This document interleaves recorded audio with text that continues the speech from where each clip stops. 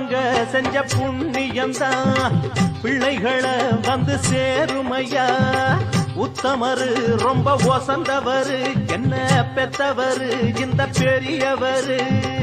அவரை போல இங்க யாரும் இல்ல அலசிப்பாரு நீ உலகத்துல.